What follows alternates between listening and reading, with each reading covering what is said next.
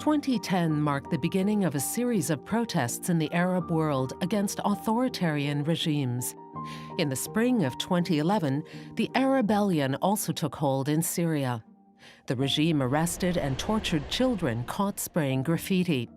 People took to the streets in response. They demonstrated against the regime of Bashar al-Assad. الناس خرجت طبعاً بالعام 2011 بعد الثورة المصرية تحديداً. الثورة التونسية أكيد كان لها فضل ببداية الثورات العربية بشكل عام، لكن الثورة المصرية تحديداً هي اللي حمست السوريين للخروج للشارع لأسباب كثيرة. طبعاً الناس خرجت عم بتطالب بداية بالكرامة، عم بتطالب بالحرية، عم بتطالب بالتغيير. Bashar al-Assad has ruled the country with a number of competing intelligence services. He inherited this system in the year 2000 after the death of his father Hafez, who had come to power in a coup in 1970. Initial hopes for reforms under Bashar, who was 34 at the time, were quickly dashed. أنا عشت 23 سنة من حياتي تحت سيطرة النظام السوري. خلال هاي السنوات أنا كنت أعرف إنه سوريا بلد غير ديمقراطي، غير حر، غير عادل، ولا توجد سيادة للقانون. وكذلك كنت واعية إنه النظام السوري حريص على تصدير هاي الصورة الكاذبة وغير الحقيقية للخارج، لكن ضمنياً كنا بنعرف إنه هذا الشيء غير حقيقي. The Syrian regime abducted and tortured many civilians. In the first 2 months alone, regime forces killed more than 1,000 demonstrators. Despite the massive use of force by the regime, the demonstrators remained true to their motto, Silmiye, Silmiye, peaceful, peaceful. حتى نهاية عام 2011 أنا بحمص كان في مظاهرات دائما، يعني كان في دائما في مظاهرات، البنات بالمظاهرات أو النساء بالمظاهرات. وبعد نهاية 2011 صار خلينا نقول النزول إلى المظاهرة كأنك رايح على حرب. Deserters formed the Free Syrian Army, which conquered areas in the north and east of Syria by 2013.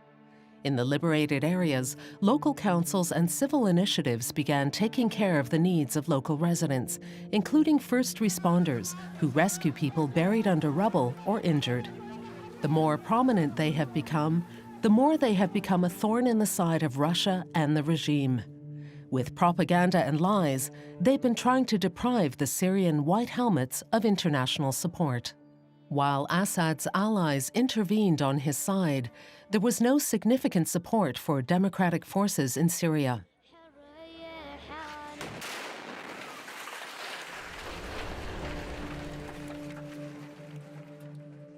The US no longer wanted to be involved in the Middle East. Europe found itself unable to act on its own. The words of support for freedom seekers have therefore been followed by little action. Turkey and the Gulf states have been filling this vacuum with their own agenda. The Islamist groups they mainly support have been gaining influence as a result, playing right into Assad's hands. He has referred to the demonstrators as terrorists from the start and actively has worked to radicalize the uprising. قام النظام السوري بيوم اللي خطب بشار الأسد ب 31/3/2011 بيقول أطلقت سراح 64,000 معتقل. هن هدول 64,000 أغلبهم تجار سلاح، مجاهدين جهاديين جايين من العراق أو رايحين على العراق أو لهم علاقة بحركات جهادية قاعدية.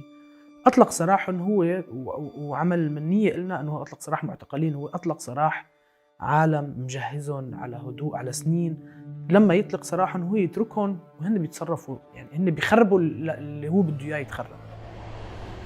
أنا كمان أيضاً هون بعترض على فكرة أنه تأسلمت الثورة. مو الثورة هي اللي تأسلمت، في ظهرت شريحة من السوريين أو المرتزقة يلي استخدموا الدين في سوريا على أساس أنه ثورة. هذه ليست الثورة السورية، وهؤلاء ليسوا السوريين أنفسهم. واليوم في شريحة كبيرة من السوريين في الشمال السوري تواجه النظام من جهة والفصائل الإسلامية من جهة أخرى، وتحتمل القمعين، قمع النظام وقمع هذه الفصائل. In March 2012, Assad accepted the six-point peace plan of UN Special Envoy Kofi Annan. It called for an end to military force and a peaceful transfer of power to be negotiated in the Geneva process. It formed the basis for UN Resolution 2254 in 2015.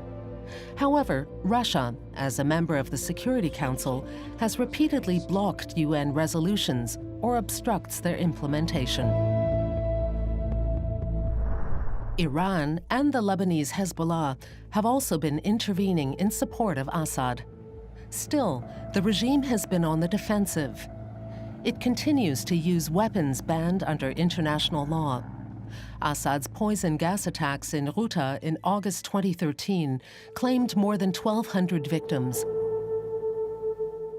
But a deal between Russia and the US prevented Assad from being held accountable. النظام حارب السوريين والسوريات بالاعتقال ليفرض عليهم النسيان وليخلي عائلات المعتقلين والمعتقلات يغرقوا بألمهم الشخصي. بعد 7 سنين من اعتقال أبي أنا رفضت النسيان وقررت حاربه بالذاكرة. اليوم بكمل أبي 2703 أيام بسجون النظام السوري. أنا كل يوم عم عد الأيام.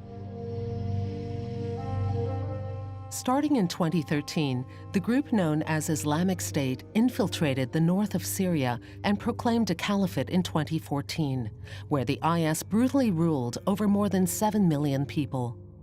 In 2017, the IS was driven back by Arab forces and defeated by Kurdish forces and the international coalition. As a result, the internationally supported Kurdish-dominated Syrian Democratic Forces control the areas east of the Euphrates. At the beginning of 2017, Russia agreed on de-escalation zones with Iran and Turkey in what is known as the Astana process. These are the areas that the regime has been besieging and systematically starving for many years. These de-escalation zones do not serve the purpose of peace. Instead, they allow the regime to focus its war on one area at a time. The Russian Air Force, which has intervened directly in the military conflict since 2015, plays a leading role in these efforts. In 2017-2018, the regime forced one zone after another to surrender. In return, Russia has tolerated Turkey's occupation of parts of the Kurdish regions in Syria. 10 years after the beginning of the conflict, the fate of the Kurdish regions and those east of the Euphrates have not yet been decided. This accounts for 40% of Syrian territory. السوريين اليوم تحولوا من سوريين إلى مجتمعات كثيرة من السوريين، يعني في سوريي الداخل وسوريي الخارج. سوريي الخارج أيضاً متنوعين بالتأكيد ومنفصلين عن بعضهم البعض، وما يجمع بينهم حتى اليوم غير موجود. يعني الوطن اللي بيجمع هذه الأقليات أو الأكثريات فهو لسه غير موجود كوطن. فبالتالي برأيي من الصعب على السوريين أنه يعيشوا مع بعضهم البعض بوقت قريب للأسف. More than 400,000 people have been killed.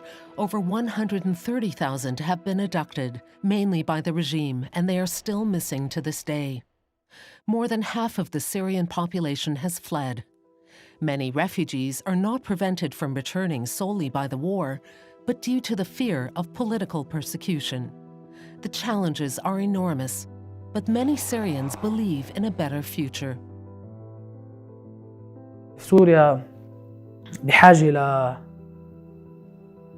لنظام يعمل، ما في غير ديمقراطية تعمل.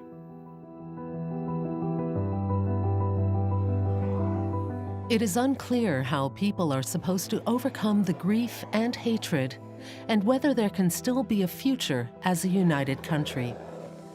And yet the activists continue to work for justice and freedom, in exile, in Idlib, and wherever they can.